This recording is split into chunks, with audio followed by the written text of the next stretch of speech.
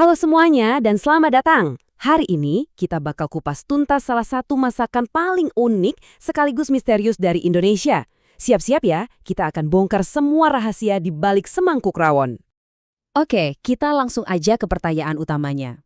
Hal pertama yang pasti muncul di kepala kita pas lihat rawon adalah, kok warnanya bisa hitam pekat begini? Ini kan warna yang aneh banget ya buat sup. Tapi justru inilah yang bikin rawon jadi ikonik banget. Jadi rawon itu apa sih sebenarnya? Gampangnya, ini adalah sup daging sapi dari Jawa Timur. Tapi, jangan salah, ini bukan sekedar sup biasa loh. Rasa gurihnya yang dalam banget, yang kita sebut umami itu, plus warnanya yang khas, bikin rawon ini jadi legenda kuliner.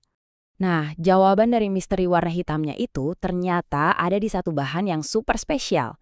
Bahan yang sering disebut sebagai emas hitamnya kuliner Jawa.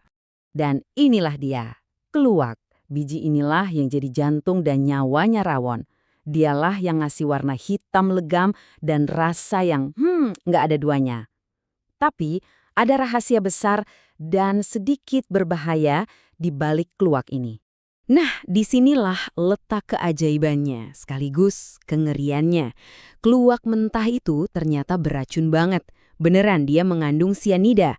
Tapi lewat sebuah proses kuno yang luar biasa, racun ini bisa diubah jadi sesuatu yang super lezat dan aman dimakan. Gila kan? Dan prosesnya ini benar-benar jenius. Coba deh bayangin, orang zaman dulu nemuin cara ini. Bijinya direbus, terus dikubur di dalam abu atau tanah selama berminggu-minggu. Proses fermentasi inilah yang secara ajaib menetralisir racunnya, sekaligus menciptakan warna hitam pekat dan rasa gurih yang khas itu. Ini benar-benar ilmu pangan tingkat tinggi, warisan leluhur. Oke, kita udah tahu apa rahasianya. Sekarang pertanyaannya adalah, kenapa? Kenapa hidangan dengan proses serumit ini lahirnya spesifik di Jawa Timur? Emangnya ada apa sih yang istimewa di sana? Jawabannya ada di kondisi geografisnya yang pas banget. Rawon itu cuma bisa lahir di tempat di mana tiga hal penting ini ketemu jadi satu. Pertama, peternakan sapi yang banyak, jadi dagingnya melimpah. Kedua, hutan tropis tempat pohon keluak tumbuh liar. Dan ketiga, jalur perdagangan yang rame, jadi akses ke rempah-rempah dari mana-mana itu gampang. Benar-benar kombinasi yang sempurna.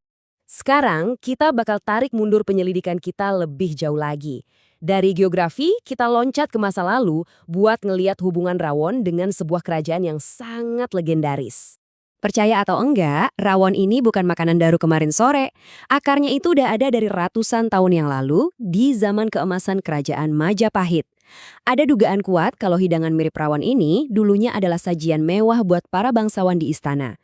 Bahkan, bumbunya yang awet bikin dia jadi bekal logistik andalan buat para prajurit. Dan ternyata bukan cuma enak, bahan-bahannya itu punya makna yang dalam. Dalam budaya Jawa, warna hitam itu melambangkan kewibawaan dan keteguhan hati. Sementara daging sapi, yang zaman dulu termasuk bahan makanan mewah, itu nandain kalau rawon adalah hidangan buat acara-acara penting dan buat menghormati tamu agung. Nah, sekarang kita sampai di bagian yang paling puitis menurut saya. Kita akan coba sambungkan rasa dari rawon ini langsung ke identitas dan karakter orang-orang yang menciptakannya. Pernah nggak kepikiran kalau sebuah masakan itu bisa mencerminkan karakter suatu masyarakat? Nah, banyak yang percaya rawon itu persis seperti itu. Rasanya kan tegas, jujur, gurih, nggak pakai rasa manis yang berlebihan. Ini dianggap cerminan langsung dari karakter masyarakat Jawa Timur yang dikenal terbuka, apa adanya, dan terus terang. Kutipan ini menurut saya merangkum semuanya dengan sempurna. Rawon adalah kejujuran rasa. Walaupun kelihatannya gelap dan misterius, rasanya itu otentik, kaya, dan nggak menyembunyikan apa-apa, sejati. Jadi, setelah perjalanan kita barusan, apa itu rawon? Ternyata ini jauh lebih dari sekedar sup. Rawon adalah produk dari geografi yang unik, hasil dari ilmu pengetahuan kuno yang brilian, warisan dari sejarah sebuah kerajaan besar, dan yang paling penting, cerminan dari identitas budaya dan kejujuran rasa masyarakatnya.